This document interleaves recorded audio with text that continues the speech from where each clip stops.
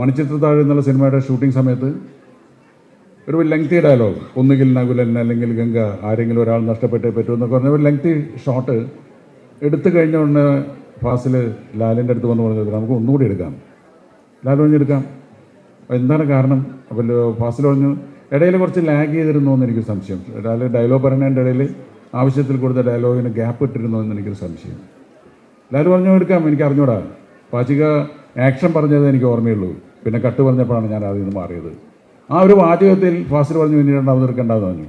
പാച്ചിക action പറഞ്ഞതേ ഞാൻ ഓർക്കുന്നുള്ളൂ, പിന്നെ ഞാൻ അഭിനയിക്കുകയായിരുന്നു, അതെനിക്ക് ഓർമ്മയില്ല, തെറ്റുപറ്റിയിട്ടുണ്ടാവാം. അത് അവനവൻ അറിയാതെ ചെയ്യുന്ന ഒരു പ്രകടനമാണ്. അതുപോലെ തന്നെ നമ്മുടെ എനിക്ക് 100 അനുഭവങ്ങൾ പറയാനുണ്ട് ലാലിനെ പറ്റി. ലാലിന് ക്യാമറയ്ക്ക് മുന്നിൽ നിർത്തി അഭിനയിക്കാൻ പറ്റിയത് എൻ്റെ ഏറ്റവും വലിയ ഭാഗ്യങ്ങളൊന്നാണെന്ന് ഞാൻ പറയാറുണ്ട്. മോഹൻലാലിനെ ക്യാമറയുടെ മുന്നിൽ നിർത്തി നിങ്ങൾ കാണുന്ന പല സീനുകളും ആദ്യം കണ്ട ഞാനല്ലേ, അതിൻ്റെ ഒരു സന്തോഷമുണ്ടല്ലോ. എന്താ ദാസ നമുക്ക് ഈ ബുദ്ധി നേരത്തെ തോന്നാത്തത് എന്നൊക്കെ പറയുന്നത് എല്ലാത്തിനും അതിൻ്റെ സമയമുണ്ട് ദാസ. അതൊക്കെ ആദ്യം കേട്ടത് ഞാനാണ്, ഞങ്ങളുണ്ടാക്കിയതാണെങ്കിൽ തന്നെയും.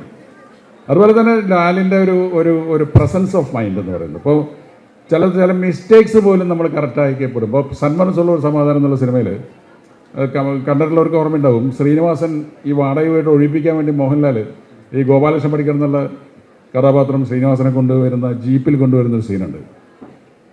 മോഹൻലാലും ശ്രീനിവാസനും എൻ്റെ കൂടെ ഉള്ളതുകൊണ്ടാണ് എനിക്ക് ഇന്ന് ഇവിടെ നിൽക്കാൻ പറ്റുന്നത്.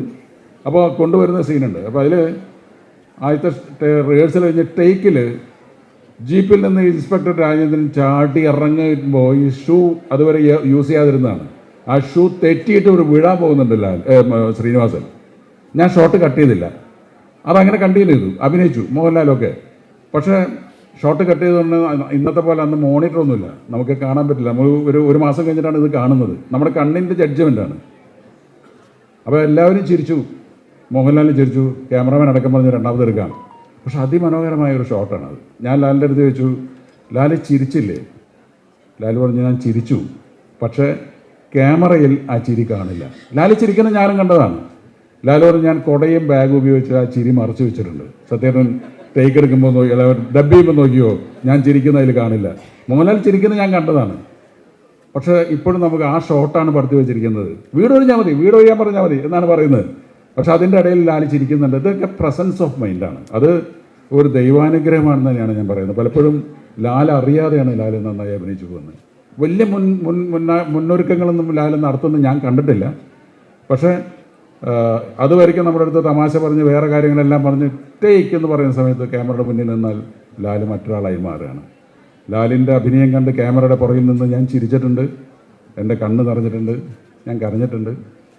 ഇന്ന് സംവിധാനം ചെയ്യുന്ന എൻ്റെ മക്കൾ അഖിൽ സത്യനും അനൂപ് സത്യനും കുട്ടികളായിരുന്ന കാലത്ത് ഞാൻ ലാലില്ലാത്ത ചില സിനിമകൾ ചെയ്യുന്ന സമയത്ത് കുട്ടികളായിരിക്കുമ്പോൾ എൻ്റെ അടുത്ത് വന്ന് ചോദിക്കും, അച്ഛൻ്റെ അടുത്ത സിനിമയിൽ മോഹൻലാലാണോ?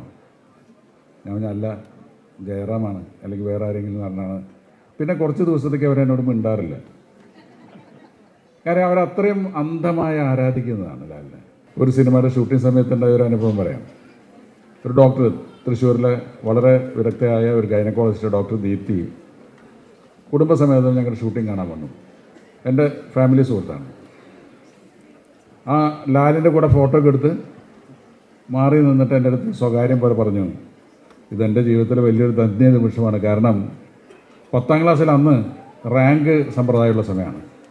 അവർ 10ാം ക്ലാസ്സിൽ പഠിക്കുമ്പോൾ അവർക്ക് ഫസ്റ്റ് റാങ്ക് കിട്ടിയിട്ട്, സെക്കൻഡ് റാങ്ക് കിട്ടിയിട്ട് അവർ അച്ഛൻ്റെ അടുത്ത് ആവശ്യപ്പെട്ടത് എനിക്ക് മോഹൻലാലിൻ്റെ കൂടെ ഒരു ഫോട്ടോ എടുക്കണമെന്നായിരുന്നു. അന്ന് മോഹൻലാലിൻ്റെ കൂടെ ഫോട്ടോ എടുത്ത ആ 10ാം ക്ലാസ്സിൻ്റെ ഫോട്ടോ അവരെന്നെ കാണിച്ചു. പിന്നീട് അവരുടെ മകൾ 10ാം ക്ലാസ്സിൽ പഠിക്കുമ്പോഴും മോഹൻലാൽ അങ്ങനെ തന്നെയാണ്. മോഹൻലാലിന് മാറ്റങ്ങളൊന്നുമില്ല, ഇപ്പോഴും അങ്ങനെ തന്നെയാണ്. അത് ഇതിന് മാത്രമല്ല, അഭിനയത്തിലും പെരുമാറ്റത്തിലും എല്ലാം ഒരിക്കലും ഒരു മാറ്റം ഉണ്ടാവാത്ത സുഹൃത്ത്. ഞാൻ പലപ്പോഴും പറയാറുണ്ട്, പിണങ്ങാൻ സമ്മതിക്കാത്ത സുഹൃത്താണ്. ഞാൻ പലപ്പോഴും പിണങ്ങാൻ ശ്രമിച്ചു നോക്കിയിട്ടുണ്ട്, നടന്നിട്ടില്ല. കാര്യം ലാലിൽ അത് ഏൽക്കാറില്ല.